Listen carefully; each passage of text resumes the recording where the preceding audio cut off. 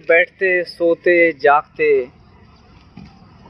यहाँ तक के नींद में भी बड़बड़ाते कि हम किसी के बाप से नहीं डरते, मगर बिचक बिचक के उठते हैं और जैसी नींद से उठे बिचक कर फिर बोलते हैं हम किसके बाप से नहीं डरते। यानी ये ऐसी सिचुएशन हो गई समाज की, इतनी बुज़दिली इनके अंदर कूट कूट के भर गई है कि ये बस मतलब अपने आप को समझाने के लिए कि नहीं हम किससे डरते नहीं, किससे डरती नहीं। डर इतना भरा हुआ है कि अपने मोहल्ले में, गली में, अपने जहाँ बैठते वहाँ पर हर जगह बेकायदेसर चीज़ें हो रही है, भ्रष्टाचार हो रहा है, अत्याचार हो रहा है, तो उसके ऊपर ये आवाज़ उठा नहीं सकते। ये जहाँ पर है वहाँ पर भ्रष्टाचार हो रहा, आंखों के सामने हो रहा है, ये कुर्सी पे बैठे मगर आवाज़ नहीं उठाते। क्यों नहीं उठाते? क्योंकि किसके बाप से नहीं डरते। इसके लिए ऐसी सिचुएशन हो गई। अभी खुद तो छोड़ो, कोई अगर दूसरा व्यक्ति भी दो चार तकरारें अगर कर दे तो इनको घबराहट हो जाती। अपने अधिकार के लिए, हक के लिए पहले तो हमें हर एक को अपने खुद को लड़ना चाहिए, और अगर हम नहीं लड़ सकते एटलीस्ट जो लड़ रहा है तो उसको लड़ने देना चाहिए।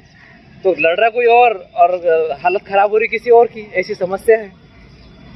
तो ये बात गहराई से समझाने के लिए एक मिसाल मैं देता हूँ कि अगर किसी चीज़ के, किसी जगह के या किसी एरिया के कुछ मालक हो और वहाँ पे अलग अलग कार्यालय चल रहे हो, अलग अलग हमने नौकर रखे हुए हो, तो मालक को अधिकार है कि वो सवाल पूछे, तकरार अर्ज दे, और नौकर का काम है कि जवाब दे कि भाई पगार ले रहा है, बराबर काम कर रहे हैं कि नहीं।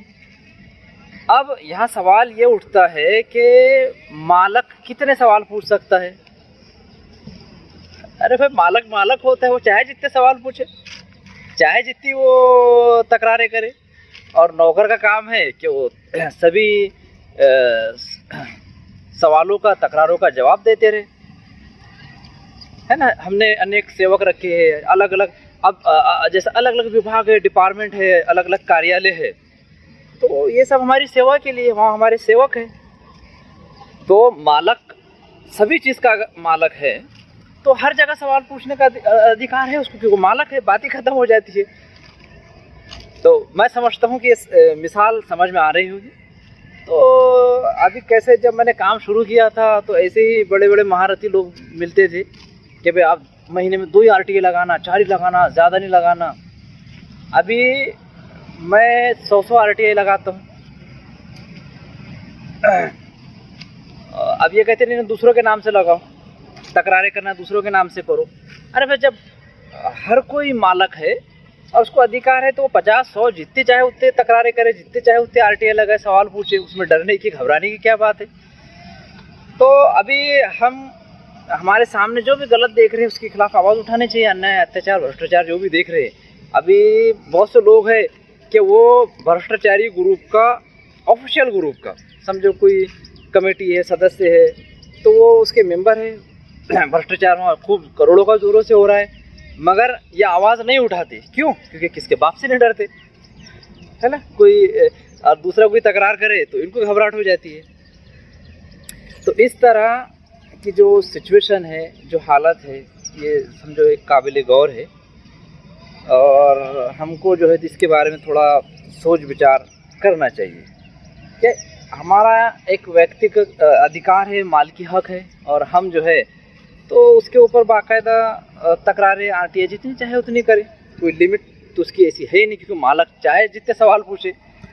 और दूसरी एक मिसाल ऐसी है कि हमने जो छोटे छोटे जगह पर, गांव में, कार्यालय में जो हमारे सेवक और नौकर रखे हुए हमारे खजाने से, जिनको हम पगार दी जाती है, तो एक छोटे से छोटे नौकर के पास में विविध विषय होते हैं। कोई एक सब्जेक्ट के लिए वो तो हमने उसको नहीं रखे, तो जितने भी समझ लो गांव का देख लो तो नाली है, सफाई है, स्वच्छता है, और अपना हिसाब किताब रखना है, जितने भी ढेर सारी चीज़ें हैं उसके लिए हमने एक नौकर रखा हुआ है।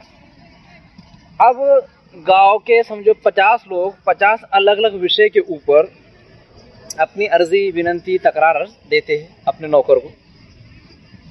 तो वो 50-100 जितने भी लोग हैं, सबकी प्रत्येक अर्जी का जवाब देना उसका कर्तव्य है, क्योंकि पगार ले रहा है हमारे खजाने से। तो यहाँ मैं आपको ये कहना चाहता हूँ कि हमारा एक छोटा नौकर अलग एक अनेक विषय के ऊपर एक ही वक्त में काम कर रहा है, अनेक तकरारों के जवाब देना उसका कर्तव्य है। तो नौकर की जब इतनी पावर है तो मालक की पावर कितनी रही? तो मालक क्यों 100 सवाल नहीं पूछ सकता है, 100 अर्जी नहीं दे सकता है ना? और फिर आखिर में एक बात ये मैं कहना चाहता हूँ कि आप मालक हो, अपनी माल की हक को पहचानो और जो अन्याय, अत्याचार, भ्रष्टाचार हमारे आंखों के सामने हो रहा है उसके खिलाफ आवाज़ उठाएं। सिर्फ नींद में हम किसके बाप से नहीं डरते, बड़बड़ाने से कुछ नहीं होता। एक्चुअल में हमें करना चाहिए, जिससे दब कर डर कर ज़िंदगी नहीं गुजारनी चाहिए। अपने उसूलों पर ऐलान हक के साथ ज़िंदगी गुजारनी चाहिए। सिर्फ ऊपर वाले से डरते तो उससे डरना, सिर्फ डायलॉग बोलना अलग चीज़ होता है और एक्चुअल में नीचे वाले से डरना अलग बात होती है। जय हिंद, जय संविधान, जय महाराष्ट्र।